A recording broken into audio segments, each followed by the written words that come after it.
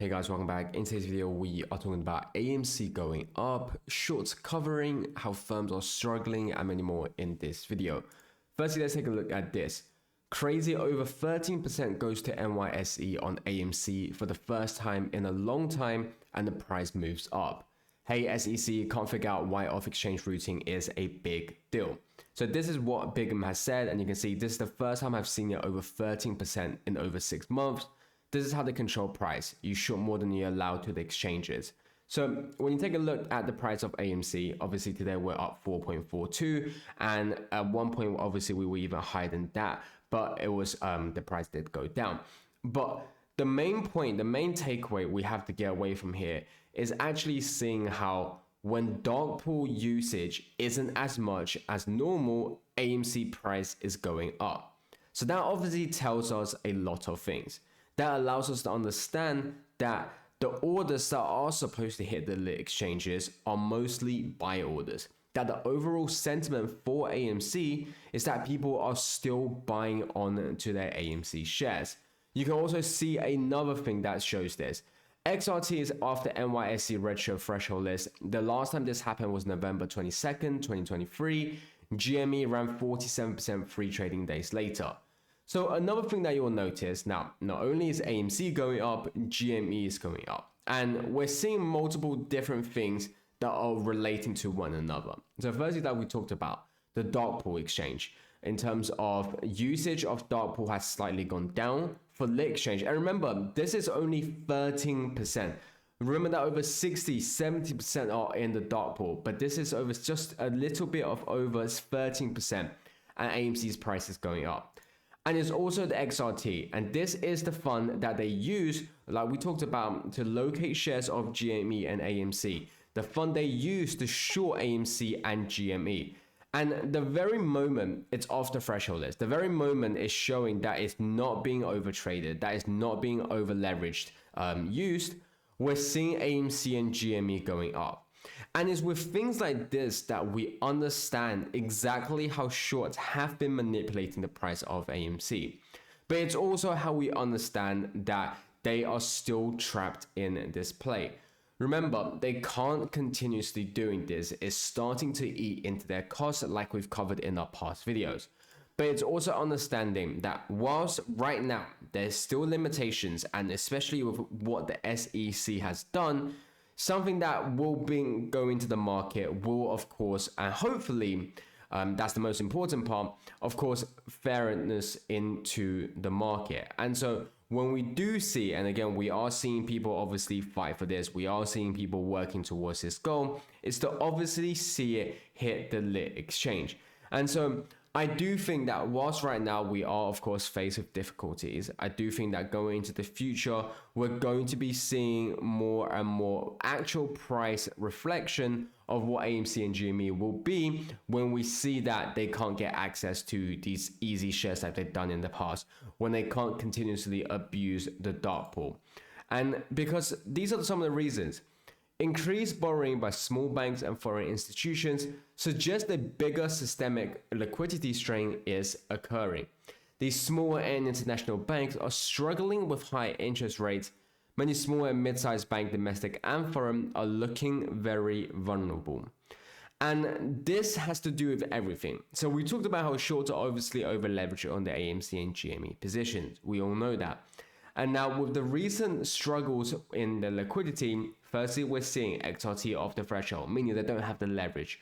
Now, the dark pool may be the fact that they do just want to hit it through the exchange, and also showing that perhaps they can't do as many trades anymore because they don't have the liquidity. But what we have to see and what we can see right now is just the overall liquidity for firms are struggling. The overall liquidity for whether it's banks, whether it's the hedge funds, they are all struggling. And the reason why this reflects with one another is because understanding that banks don't have easy access to liquidity anymore. They're facing an illiquidity problem. Now, if they are faced with an illiquidity problem, they don't have then the money to lend out to the hedge funds, and therefore hedge funds will also have a liquidity problem. So you can see how this is a massive dominoes effect. And it's affecting both the banks and hedge funds, who of course are both shorting AMC and GME. So with them seeing this liquidity strain, with them seeing these problems, it's very likely to be looking at the margin calls. It's very likely to be looking at the bankruptcy of these firms, of these funds, and of course, like we talked about, the covering of short. Because another way reflecting the liquidity is obviously taking a look at the reverse repo.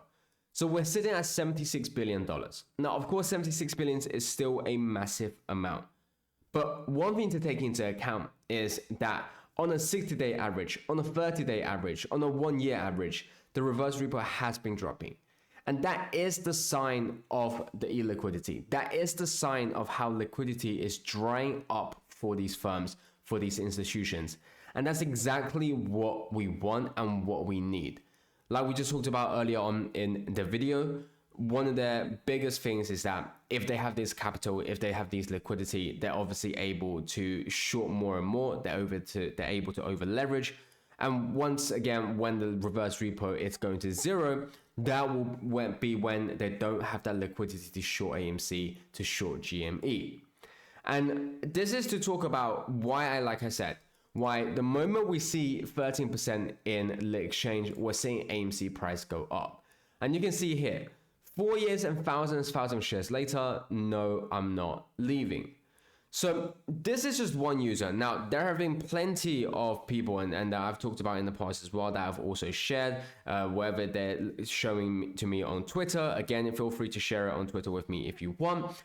But what they have done is that they have shown time and time again, they have not only not sold their AMC shares, but actually bought more. Now, as always, none of this is financial advice. Do take cards as a grain of salt. Make sure to do your own due diligence and research.